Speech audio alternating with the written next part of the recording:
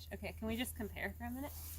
Holy cow. These are some, like, what's the difference here? What are the differences you're seeing? These ones are bigger. These are bigger. These are bigger, yeah, definitely bigger. Anything else? I've been yellow. At my house. Yellow, yeah. Anything else? Yeah, your teeth are beautiful and not yellow, so that's good.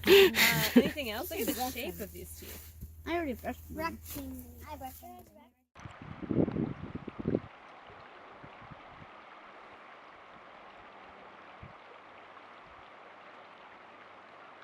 I first became interested in the Piledriver Slough indirectly by looking at river changes on the Chena River in Fairbanks and upstream of Fairbanks. It turned out that I kept hearing about Piledriver Slough and Chena Slough, and I got to wondering about how the two related to each other, and I got a hold of some 1938 aerial photographs of the area, and you can see that Piledriver Slough connected directly to the Chena Slough. And looking at the 1938 aerial photographs, you can see, and the topo maps also show that the headwaters of Chena Slough is actually a bunch of small little channels flowing off of the Tanana River, flowing into the Chena Slough and coalescing and forming the Chena Slough that flows through town. One thing, I completely forgot about the Tanana River Bridge that's by Salcha. That was constructed as part of a railroad extension. They called it the Northern Railroad Extension. At the moment, there is no railroad going to the bridge or bridge, but it does allow access across the Tanana River. And when they constructed that bridge, they also constructed a levee upstream of the bridge that essentially acted like the channel plugs that they later wanted to put in to keep the water out of Piledriver Slough now. There was some concern that constructing the bridge over the Tanana River would impact the salmon and other resident fish that use Piledriver Slough.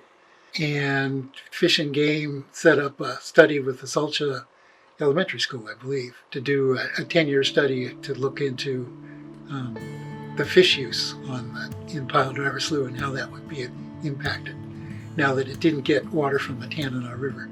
In, I think it was January of 2010, the Surface Transportation Board that regulates railroads issued a decision to approve the bridge and the levee over the Tanana near Salcha. And as part of that, they had a whole list of mitigating things to address all the concerns with the bridge and the levee. And one of them was that Piledriver Slough should be monitored for 10 years to see what effect cutting off the inlet of it had on the slough and on the fish that live in it. I, at the time, was working for the Corps of Engineers, and I was also the board president for Tanana Valley Watershed Association. And the Alaska Department of Fish and Game suggested that maybe Tanana Valley Watershed Association would be a good organization to do the monitoring for the railroad, because the railroad's not really set up to do that kind of thing. I've been trying to remember who suggested getting Salcha School involved first, but everybody loved the idea. I think it worked out great. I was very happy to see how it all worked out. What drove us to do this project was a number of things. Piledriver Slough has run through our community since the start of our community, and it has played a significant part in our history.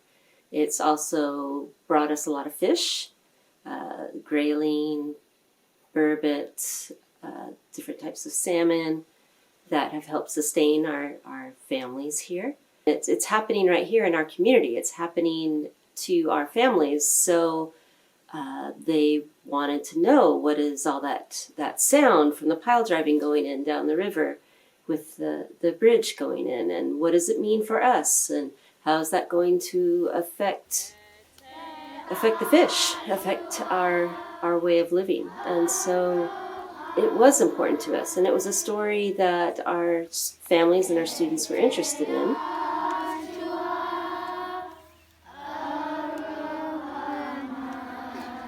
came down to that if we didn't tell the story, I don't think the story was going to be told.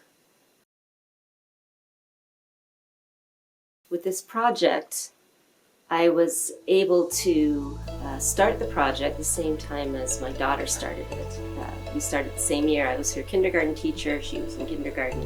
And I was there. I was not necessarily her teacher the whole time that we did the project, but I was also her administrator during that time. I started the project as a kindergartner, so seeing my mom there all the time was actually pretty great. I could just run up and give her a hug, and I think it kind of started as being dragged into it, but then I discovered that topic is something that I actually really enjoy, and it is now what I am going to be studying in college. And now I love doing it. People would tell me that I was a lot like my parents, and they said, "Are you going to be a teacher or science or something in that genre?" And I wanted to be my own person, so I was like, no. But as I get older, I am becoming even more like my parents, but there's no one else I'd rather be. I think they're great role models. It's something that we could come home, we could talk about in the summertime when not as many students would show up for the whole school project. She was able to continue going with me, and even when she moved on from elementary school and got into junior high and high school, she was able to come back to the project and teach the next generation of citizen scientists how to do the protocols. So where are we at now, Mom? Oh, we are at the Ingrid site for Piledriver Slough. This was a site traditionally done by 3rd and 4th graders, and we would do 2 samplings. We would do one on this side of the bridge and one on the other side of the bridge, setting minnow traps to identify little fingerling fishes, and we were very good. Our kids were very good at identifying them. And then taking water sampling here, and oftentimes we would see fish right down in there, but we're about 2 weeks early. Yeah. So the snow would hopefully be gone in a couple weeks, and we would normally do our first spring sampling. Why, hello, puppy. Oh, did you come to say hi? Hi! Yeah. Hi, cutie!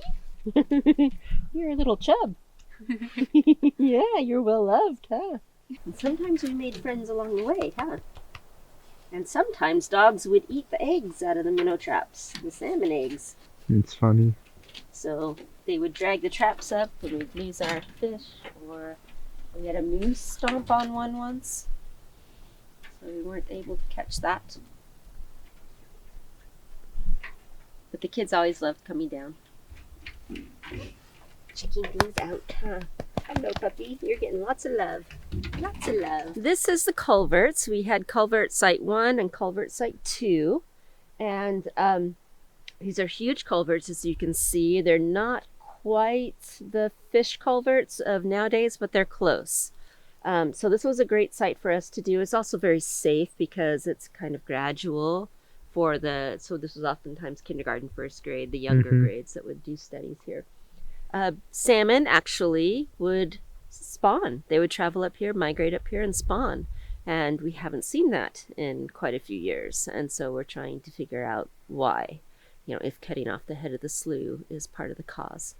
This one is Xanthus. This is a Xanthus site. And we would put a fish trap down over here. And we put a fish trap over here. And then we'd take water sampling at both sites. It was this site that we had a moose stomp on one of the minnow traps. Oh. These bridges were originally put in by, I believe it was U.S. Fish and Wildlife Service, on a grant to help preserve the sport fishing in the slough and the migratory fish. So,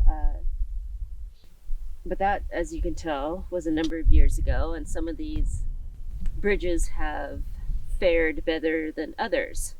So the option is to try for another grant to get these repaired, or put in a fish culvert, or residents will just go back to driving through the slough like they used to, which has its own environmental hazards to the wildlife and the fish.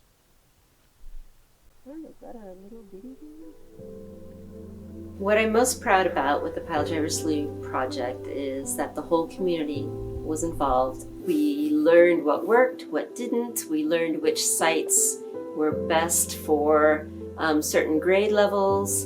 We learned the prep work that we needed to do before we went out. We had dads who normally didn't show up for field trips or a lot of activities would come to this activity with their kids. I think partly because it involved fish. As a member of TVWA, it's the project I'm the most proud of because we got to involve so many people, and there are people, and you know some of them personally, I know, that are moving on that are going into this kind of field for as scientists because of what they did when they were at Piledriver. Oh, I've also gotten internships from it. So Yeah? Yeah. Internships from who? Tanana Valley Watershed Association.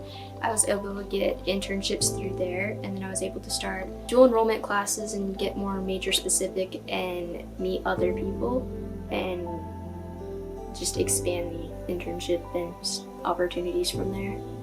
There's a saying, who if not you, when if not now?